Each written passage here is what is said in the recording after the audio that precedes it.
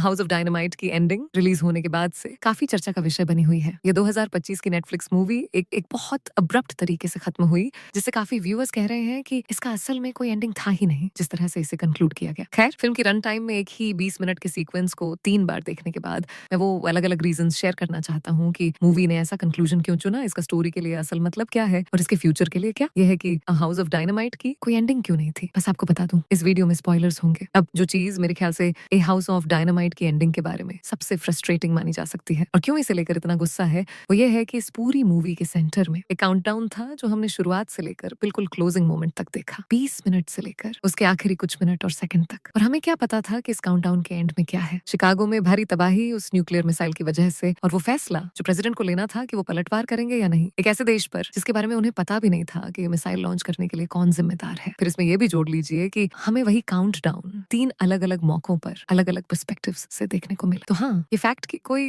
Definitive ending या जवाब नहीं है कि कौन जिम्मेदार था, कितनी कैजुअलिटीज हुई, क्या न्यूक्लियर मिसाइल हिट हुआ और क्या प्रेसिडेंट ने कोई रिस्पॉन्स दिया, जबकि पूरा एपिसोड एक इवेंट का काउंटडाउन कर रहा था। ये जरूर एक आम वजह है लोगों के फ्रस्ट्रेट होने की, क्योंकि ऑडियंस के तौर पर हमें एक जवाब की चाह में छोड़ दिया गया, जो कि ट्रेडिशनल स्टोरी टेलिंग के बिल्कुल खिलाफ जाता है। लेकिन मैं ये जरूर कहूंगा कि मूवी की ऐसी एंडिंग होना उस सिचुएशन से कहीं ज्यादा इम्पैक्टफुल था, जिसमें हमें एक रेजोल्यूशन मिल जाता और हमारे सारे सवालों के जवाब दे दिए जाते। जब मूवीज एक अब्रप्ट तरीके से खत्म होती हैं, तो उनका मकसद होता है ऑडियंस को सोचने पर मजबूर करना, और जो हमने देखा उस पर सवाल उठाना, ना कि सिर्फ एक कंक्लूजन दे देना। क्रिएटर यकीनन हमें स्टन्ड फील कराना चाहते थे, ना कि सेटिस्फाइड। और सच कहूं, अगर हमने कैजुअलिटीज देख भी ली होती या ये पता लगा लिया होता कि कौन जिम्मेदार है, मुझे नहीं लगता कि मैं संतुष्ट होता, क्योंकि उससे स्टोरी में कुछ खास जुड़ता नहीं। इस स्टोरी का पूरा प्रेमिस ये था कि एक न्यूक्लियर मिसाइल सिस्टम की नजरों से बच निकली और शिकागो की तरफ बढ़ रही थी। ये असल में मैटर ही नहीं करता था कि ये किसने किया। मेन पॉइंट ये था कि क्या यूनाइटेड स्टेट्स इसे रोक पाएगा, और अगर नहीं रोक पाए तो उनका रिस्पॉन्स क्या होगा। ये पूरा खेल उस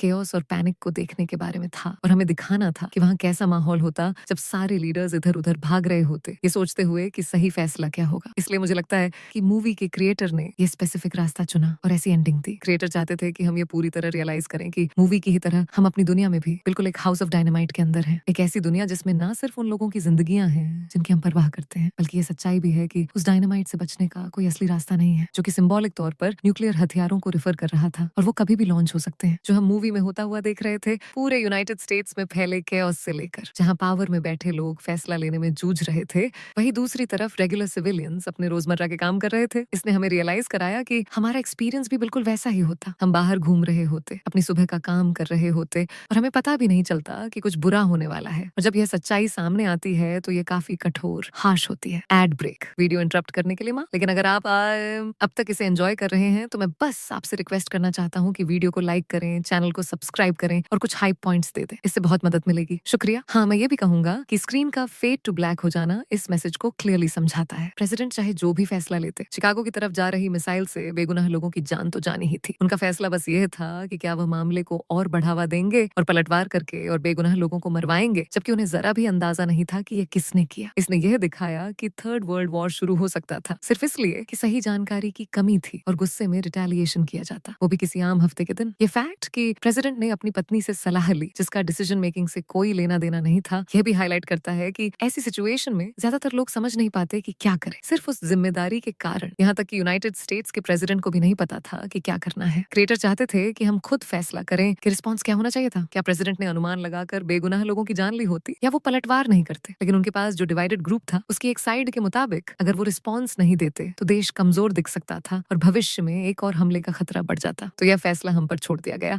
जब क्रेडिट्स चलने लगे तब हमें डिसाइड करना था, जो मेरे ख्याल से बेहतर काम करता है, क्योंकि यह एक लूज लूज सिचुएशन है। नतीजा जो भी हो, बेगुनाह जाने तो जानी ही थी, यह हमें यकीन से पता था। लेकिन आगे क्या हुआ, वह एक ऐसी कहानी है जिसे पूरा करने के लिए हमें छोड़ दिया गया। जब बात आती है उन छोटी झलकियों की जो हमने स्क्रीन के अचानक ब्लैक होने से पहले देखी, जिसमें कुछ सरकारी अधिकारियों को इवैक्यूएशन के लिए चुना जा रहा था, उनकी सुरक्षा इंश्योर करते हुए, और साथ ही हमने उस सोल्जर गोंजालेस को देखा जो मूवी के पहले हिस्से में बाहर निकला था और अब घुटनों पर गिरकर टूट चुका था। यह असल में 2 अलग अलग सीन्स में लाइफ और डेथ को दिखा रहा था। जिन लोगों को चुना जा रहा था उन्हें जरूरी तौर पर बचने दिया गया, क्योंकि उन्हें पता था कि क्या हो रहा है। लेकिन वो बहुत से लोग जो अभी भी शिकागो में थे, जैसे कि रीड बेकर की बेटी, वो मारे जाते। और फिर स्टाफ के उस मेंबर की बात करें जो hitting the bullet with the bullet पर काम कर रहा था, गोंजालेस, वो बाहर जमीन पर टूटकर बिखरा हुआ था, क्योंकि सिचुएशन की ग्रेविटी उसे समझ आ गई थी। उसने स्क्रीन पर देखा कि उस एरिया के हिट होने का 100% चांस है और उसने देखा कि मरने वालों की गिनती लाखों में होगी। जब कुछ भी नहीं किया जा सकता था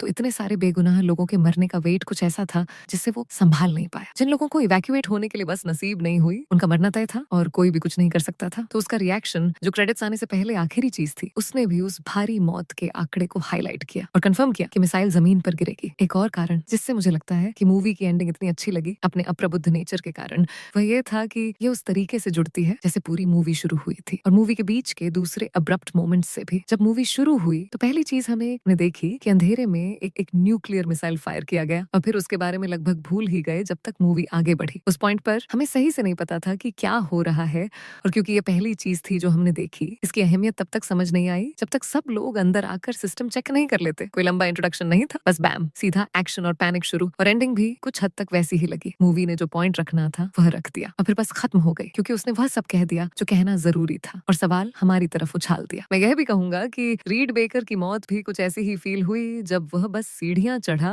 और बिना किसी को अंदाजा दिए रूफ से कूद गया। पर्सनली मैं हाउस ऑफ डायनामाइट की एंडिंग का फैन था। जब स्क्रीन ब्लैक हुई और क्रेडिट्स आने लगे मैं मुस्कुराने लगा क्योंकि मुझे लगा कि ये फिनिश करने का एक बहुत बोल्ड तरीका था, हमें एक काउंटडाउन देना और फिर हमें कभी उसे शून्य तक पहुंचते हुए न देखने देना। ये करना हिम्मत की बात थी और मुझे लगता है कि इसने मूवी के पॉइंट को सपोर्ट किया और उसके इम्पैक्ट को और भी गहरा कर दिया। जैसा कि मैंने पहले कहा, मुझे नहीं लगता कि इस मूवी के लिए रेजोल्यूशन जरूरी है क्योंकि यह एक थॉट प्रोवोकिंग पीस है। मैंने ऑनलाइन देखा है कि एक आम सवाल पूछा जा रहा है कि क्या मूवी का पार्ट 2 आएगा। मुझे नहीं लगता कि इस मूवी का पार्ट 2 आ सकता है क्योंकि अगर रिटेलिएशन होता है तो दूसरा पार्ट असल में एक ऑल आउट वॉर होगा और अगर पार्ट 2 वहां से शुरू होता है जहां यूनाइटेड स्टेट्स ने पलटवार न करने का फैसला किया तो मूवी बस शिकागो के रिपरकशंस और मारे गए लाखों लोगों से डील करने पर फोकस करेगी। मैं समझ सकता हूँ कि एक एंडिंग से क्लोजर मिल जाता है जैसा कि हमें सिनेमा में आदत है, लेकिन मैं उम्मीद करता हूँ कि इस वीडियो ने आपको ये समझने में मदद की होगी कि इसकी एंडिंग असल में क्यों नहीं थी। कम से कम ट्रेडिशनल एंडिंग तो नहीं, और क्यों जो एंडिंग हमें मिली वही सब कुछ थी जिसकी हमें जरूरत थी। तो ये था हाउस ऑफ डायनामाइट की कोई एंडिंग क्यों नहीं थी। आपको एंडिंग के बारे में क्या लगा? अपने विचार कमेंट्स में शेयर करें। हमेशा की तरह वीडियो देखने के लिए शुक्रिया और मैं आपसे अगले वीडियो में मिलूंगा।